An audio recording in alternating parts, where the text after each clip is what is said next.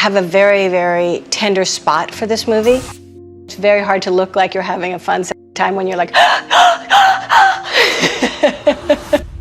A producer once told the cast and crew of Dirty Dancing to burn the film and collect the insurance money. Read that again. The man in charge of a movie that would go on to define a generation of romance films believed it was worthless, a disaster not worth releasing. That single moment tells you almost everything you need to know about how close we came to never seeing Johnny Castle sweep Baby off her feet. Nearly 4 decades later, Dirty Dancing is one of the most beloved films of the 1980s, a cultural touchstone quoted, parroted, and adored by millions.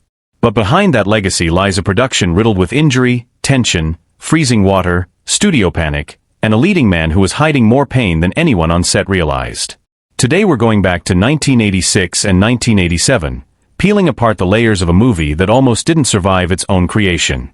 Let's start with the title itself, because even that simple 2-word phrase caused chaos before a single frame reached theaters.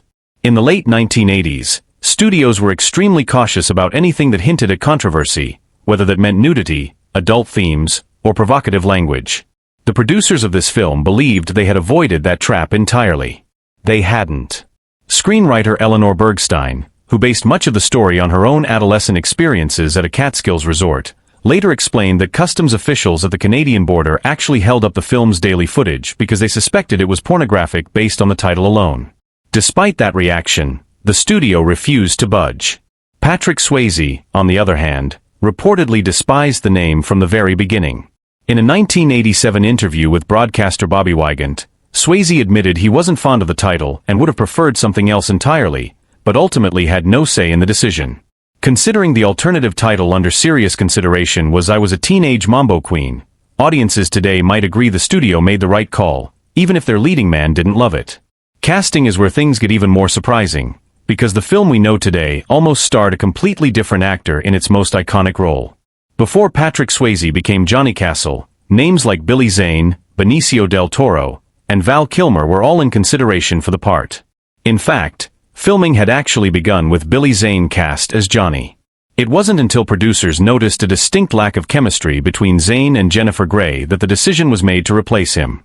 Swayze, who had trained extensively at the Harkness Ballet School and the Joffrey Ballet School, seemed like a natural fit given his dance background, but his casting wasn't guaranteed either. The director reportedly insisted on choosing performers who could dance and act convincingly without relying on stand-ins, which ultimately worked in Swayze's favor. Jennifer Grey's road to the role of Baby was no smoother. Actresses including Sarah Jessica Parker and Winona Ryder both auditioned for the part before Grey secured it. She later revealed she was paid only $50,000 for a film that would go on to become a cultural phenomenon, a number that feels almost unbelievable given everything that followed. What makes the pairing of Swayze and Grey especially fascinating is the tension that existed between them long before cameras started rolling on Dirty Dancing. The two had actually worked together previously on the 1984 film Red Dawn, and according to those familiar with the production, friction between them began during that shoot. That early discord reportedly made some producers hesitant to cast the pair together again. Despite that history, both actors delivered strong chemistry test results, and the studio moved forward regardless. On set, their differing approaches to acting created real friction. In his 2009 memoir The Time of My Life, Swayze described Grey as emotionally sensitive, someone who could become tearful when criticized, while also noting that she sometimes broke into fits of laughter that forced them to reshoot scenes multiple times.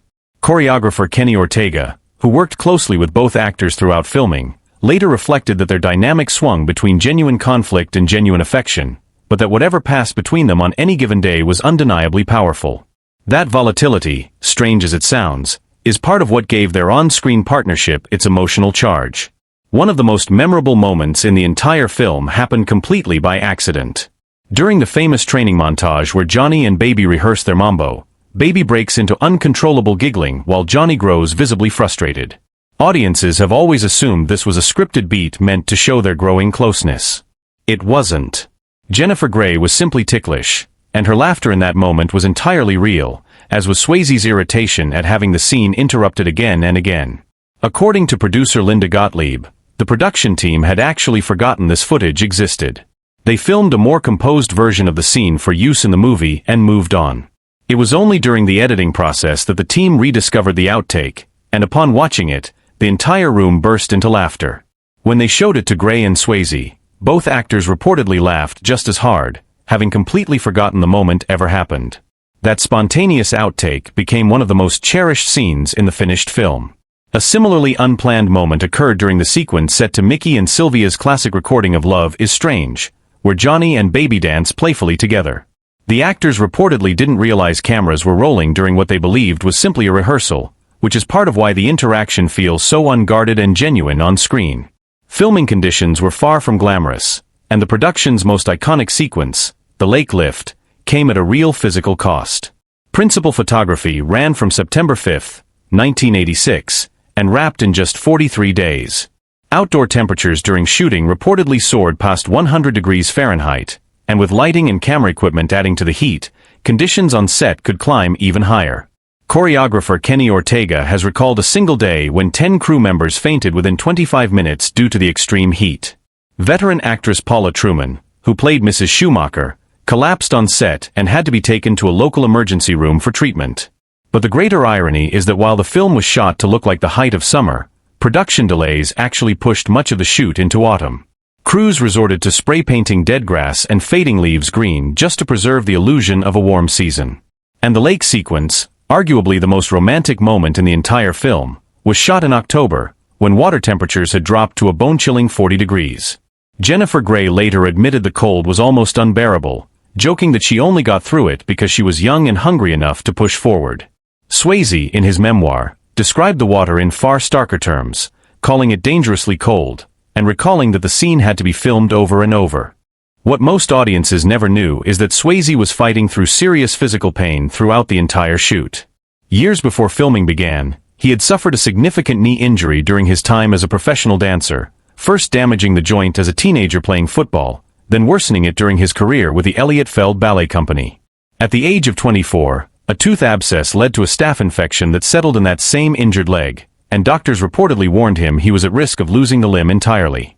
He survived, but the joint never fully recovered. By the time Dirty Dancing went into production, roughly a decade later, Swayze's resume actually specified that he should not be asked to dance, a stipulation clearly at odds with the role he ultimately took on. Because so much cartilage in his knee had deteriorated, he described the sensation as bone grinding directly against bone with every movement. He also explained that lifting another person while standing in water made even a lighter partner feel remarkably heavy, and the repeated falls during log balancing sequences caused his knee to swell so severely that fluid had to be drained.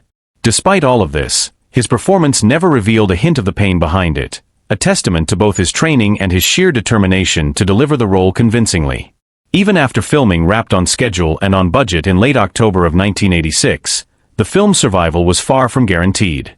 Early test screenings were troubling enough that a striking percentage of viewers failed to even register that the story dealt with the subject of abortion, a core piece of the plot.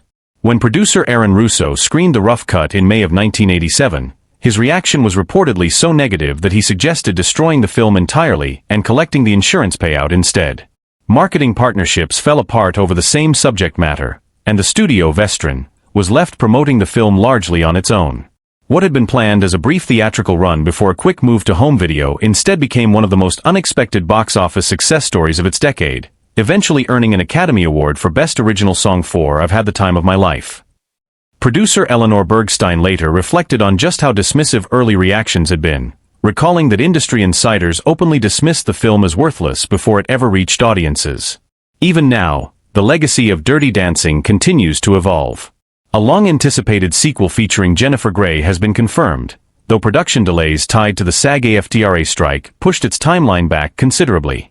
Grey has spoken about wanting to explore what her character's life looks like decades later, while Patrick Swayze's widow, Lisa Nemi Swayze, has expressed hesitation about the project, noting that Swayze himself had previously turned down sequel offers because he believed the original story ended exactly the way it should.